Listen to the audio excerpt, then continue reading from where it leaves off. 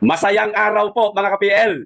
Sa palagay ko, parang nakikita na ni BP Inday Sara na mananalo na siya sa 2028 election. Kaya ngayon pa lang, nagdodoble ingat na po ang ating pangalawang Pangulo, mga kababayan. Wala na usang tiwala ni numan kahit pa mismo sa isang institusyon ng gobyerno tulad ng Senado, wala rin pong tiwala ang ating pangalawang Pangulo, mga kababayan. Para sa akin, tama ho yan. Dapat wag siyang magtitiwala ni numan, lalong-lalo na sa mga institusyon ng gobyerno tulad ng Senado at Kamara na napakaraming kaalyado ngayon ang mga bangag. O eto ang balita, mga kababayan, si BP Inday Sara magbubukod po ng pagkain para po sa grupo lang nila. Grupo niya na itong mga lawyer niya na tagapagtanggol niya sa impeachment trial. Bagamat mayroon pong mga pagkain sa loob ng Senado, kahit saan, kahit sa House, meron yan eh. May mga catering ho yan, mga kababayan eh. Kompleto yan mula sa inumin hanggang sa pagkain. Hindi po yata gagamit ang ating pangalawang Pangulo sa mga pagkain na yan na inihahanda sa Senado. Mahirap nga naman. Baka mamaya kung anong gawing kalokohan sa kanila, sa grupo nila ng mga bangag. Pwedeng mangyari? Pwede. Hindi ko tayo nagbibintang pero pwede po silang paglaruan, mga kababayan. Ito muna yung balita. Basahin ko muna bago po tayo mag-reaction. Ito sabi, Vice President Sara Duterte's camp inquired about bringing its own equipment and hiring its own caterer for the holding areas during the impeachment trial. Senate Secretary Renato Bantog said, Sara Duterte Camp wants to bring own equipments, caterer at Senate room. Caterer, mga kababayan. Pagkain. Sarili nila ang magdadala. Siguro, magpapa-catering sila ng sarili nilang pagkain.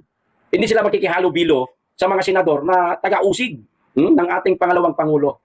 At higit sa lahat, isa sa mga iniiwasan dito ng pangalawang Pangulo, mga kababayan, yung paglaruan sila.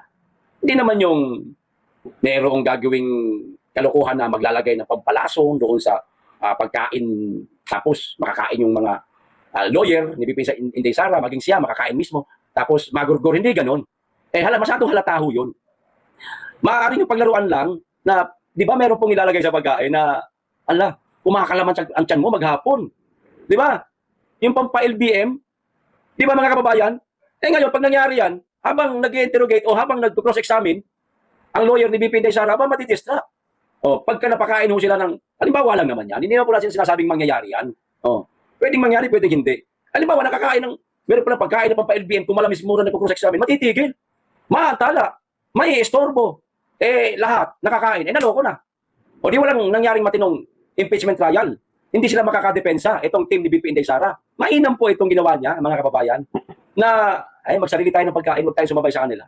Mahirap na baka mamaya alokin tayo. Ito masarap to. Yung pala, mag-LBM ka naman pagkatapos. Di ba, mga kababayan? Tama yan, BP Inday Sara. Lalo na, ang gagaling po ng defense team o ng mga lawyer ho ninyo. Sa 3 araw na impeachment trial, pagsisimula pa lang, kitang-kita na kagad ang bloodbath Kitang-kita na po ang panalo ninyo sa 2028. Pero isa pa po, dapat na pag-ingatan ninyo, BP Inday Sara, kung makikinig lang po kayo sa aming mga pobre. Kaming mga nasa laylayan, ika nga. Mag-iingat din po kayo sa bawat lugar po na pinupuntahan ninyo.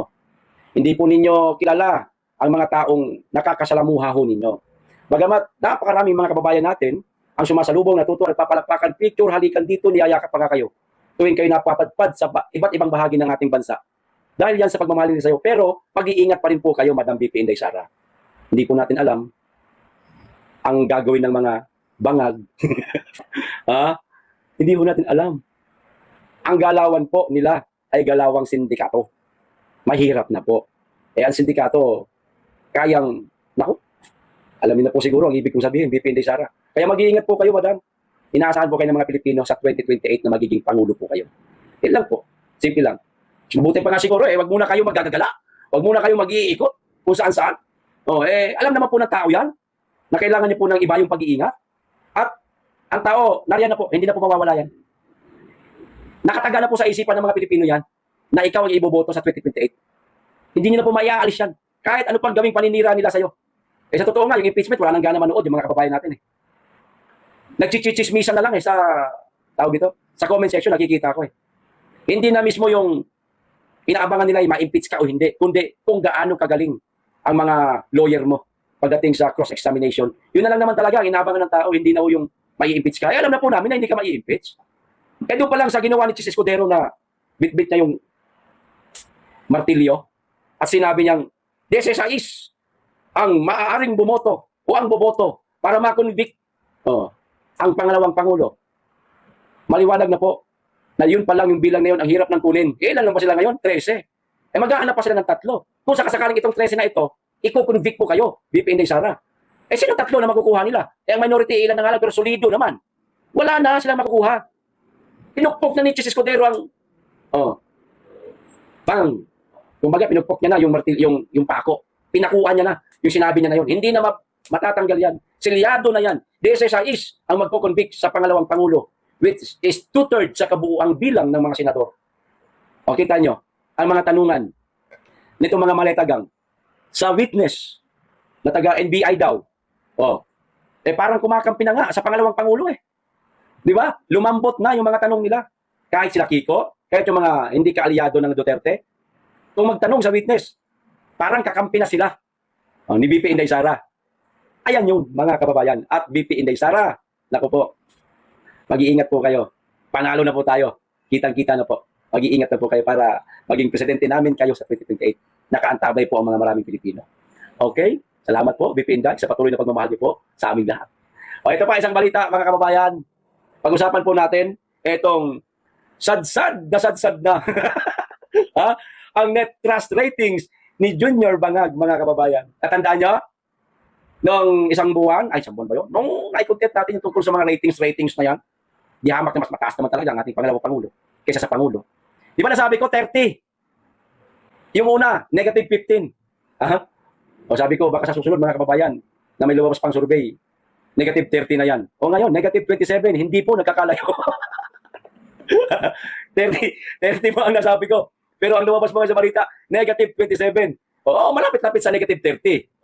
Ang negative 27. Malapit na. Hindi po, tama po yung hinala ko. Tandaan nyo po, sa susunod, ito sasabihin ko na naman. Pangatlong beses na to. Susunod po na may lalabas na ratings kay Junior Bangag. Baka negative 30 na yan. Plus. Negative 35 na. Wala na. Pababa. Habang patapos ang termino niya. Para siyang, hindi lang nauubos. Ito po ang balita. Ganito lang ang gawin natin para maiwas po tayo sa copyright strike. Okay, ito na ho.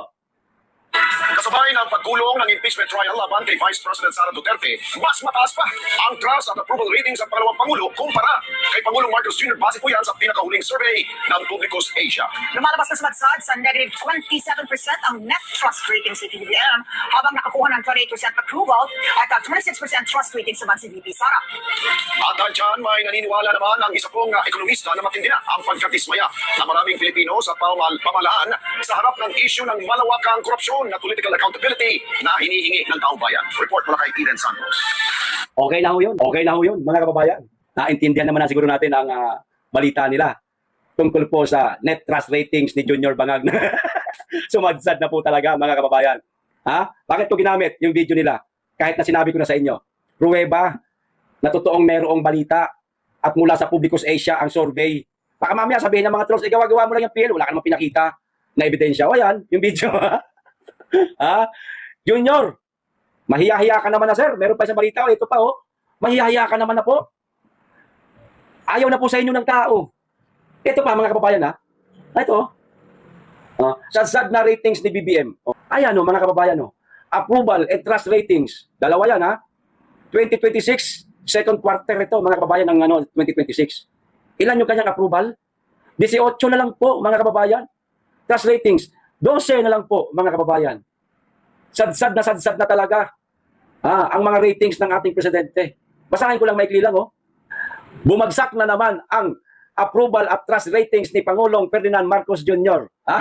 Na naman, mga ibig sabihin, hindi lang isang beses nangyari. Maraming beses na. Kaya nga na naman sa ikalawang quarter ng 2026, habang patuloy na naka-aapekto sa pananaw ng publiko ang mga isyo sa katiwalian, ekonomiya at pananagutan sa pamahalaan ayon sa pahayag survey ng Publicos Asia. Mga kababayan, ito yung nakaraan at ito yung ngayon. Ayon sa Publicos Asia, nanatiling mababa ang ratings. Kailan ba tumaas? Kaya nga nanatili, ni Marcos Jr. na nagtala ng 18% approval ratings at 12% trust ratings. Ito yung bago, yung 18 tsaka 12. Na, ito yung noon. Mas mababa ito kumpara sa naitala noong unang quarter kung saan nasa 19% pa po noong nakaraan. Ang approval rating at 13% naman ang trust rating noon ni Marcos. Noong unang quarter po ito ng 2026. Second quarter ng 2026, lumagapak pa mga kababayan ng tig-1%. Oh, sa third quarter, na ilalabas na naman po ng Publicus Asia. Baka tumama po tayo mga kababayan na etong kanyang 18 at 12 ngayon na porsyento sa approval ratings, sa trust ratings, baka maging 10 na rin. Ha? 10 na rin. Tangina ka, Junior. Tangina ka naman. Anong ginagawa mo dyan? Hindi ka ba nahihiya? Oh?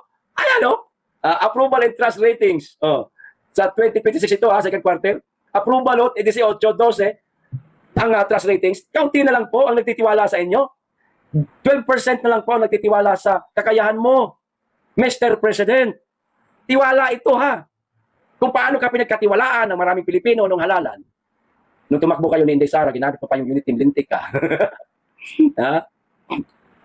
Yun. Masasabi mo may tiwala sa'yo ang publiko, ang mga tao. Pero ngayon, 12 na lang po, sir. Uy, gising po. Kumakatok po kami sa inyong tanggapan.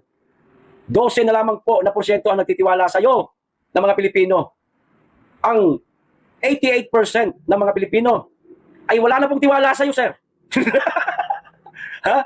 Wala na kami tiwala sa'yo. Mahiya ka naman. Tiwala ang pinag-uusapan dito. Wala na kaming tiwala sa'yo. Ito pa, approval.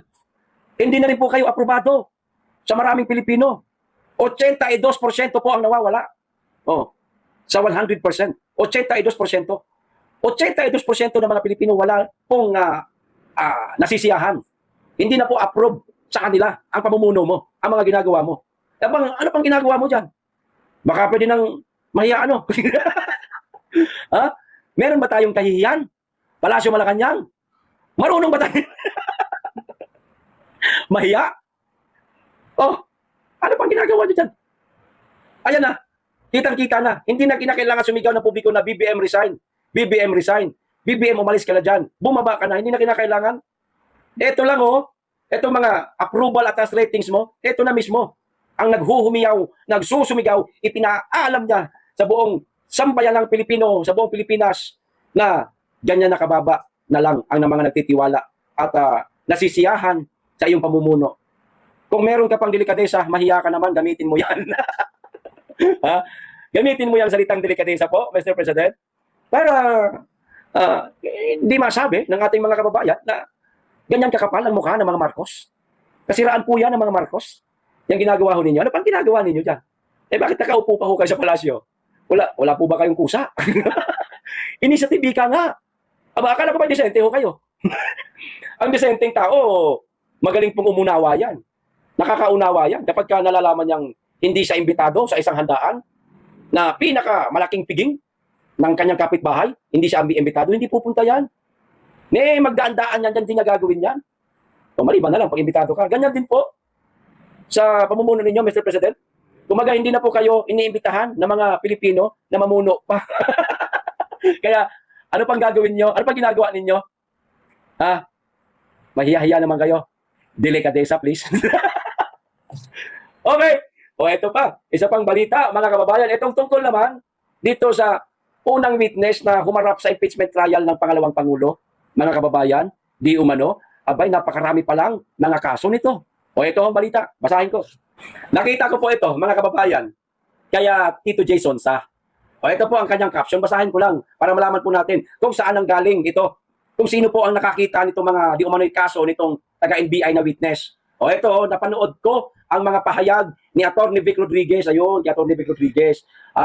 Na nagitla ako sa dami ng sinasabing kaso nitong expert witness ng prosecution sa impeachment trial ni BP Duterte. Nagitla daw, nagulat si Tito Jason sa mga kababayan. At nagbuhat po kay Atty. Rodriguez ang mga post niya ito. Galing di umano kay Atty. Vic Rodriguez. Napanood niya nga yung video mga kaso ng NBI agent John Mark Calilong sa Ombudsman. Mga kaso ni Calilong sa Ombudsman, mga kababayan. Ito, sa 2, 3, 4, 5, 6, 7, 8, 8, 8, kompleto. Lucky number, infinity. Walang katapusan. Walang katapusang kaso pala. Eto na. Oh, arbitrary detention. Una yan ha. Pangalawa, delaying the release of a detained person. Oh, pangalawa yun. Ito pangatlo. Maliciously obtained search warrants, mga kababayan. Pang-apat, searching a domicile without witnesses. Ito pa, falsification of documents, perjury, robbery and extortion, at ang pinakahuli, theft, mga kababayan. Ganyan di umano karami ang mga kaso nitong si Kalilong sa ombudsman, mga kababayan. Isang witness na sana'y paniniwalaan ng mga tanga. Naliligo pala ng kaso. Sino pang maniniwala sa kanya? Meron pa ba siyang kredibilidad para mag-witness sa impeachment laban sa pangalawang Pangulo? Gayong naliligo pala ng kaso itong mamang ito. Ba't ganun? Yung mga witness nila, kung hindi kung hindi galing sa Oblo, may mga kaso. Si Madriaga, galing sa Oblo, mga kababayan. Ito, hindi galing sa Oblo pero daming kaso. Sino maniniwala sa mamang ito? Sa mga sinasabi niya. Sa kaso niya palang lintik, ang lulupit, mga kababayan. Ang lupit ng kaso niya. Mga tanga na lamang po ang maniniwala sa mama na ito. Yung tangang mga supporter ni Bangag. Na nahihirapan nga sa simpleng sagot ni Senator Robin Padilla kung saan galing yung kanyang mga bidyong ipinapakita o ebidensya. Nahirapan nga siya sumagot kung nakuha ba yung pinaka-raw. Si Robin Padilla, pagdating sa video, kapalagay ko, may alam yan. Artista kasi yan Bilang artista, laging nariyan ang camera. Lalo na't nagsushooting. Alam nila ang mga katawagan dyan. Kaya nasabi ni Robin Padilla na raw, yung pinaka-raw ng video.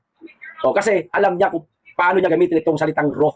At yun naman talaga ang katotohanan doon. Dapat raw talaga ipinapakita nitong si Kalilong. Hindi yung galing lang sa mga social media. Walang katotohanan yun. Baka nga splice pa yun. Baka nga na-tampered pa, pati video. Kaya pag i-tampered ng video, mga kababayan.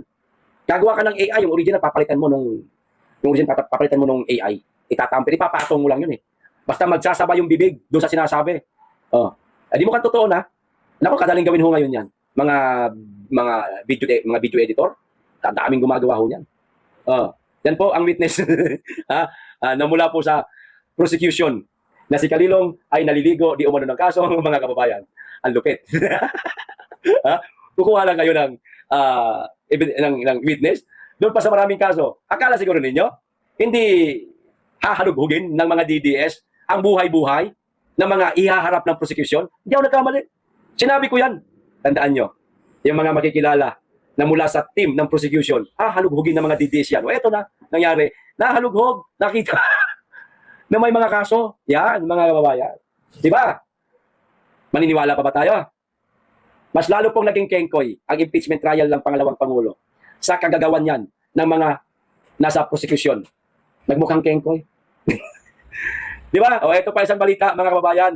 Itong pinagagawa ng inyong tsuhin na si Torre. Sino ba bossing ng MMDA ngayon? Diba guys si Ninong Torre? Ito, mga kababayan, ito yung mga video naman, litrato ng mga pinagagawa nitong si Torre.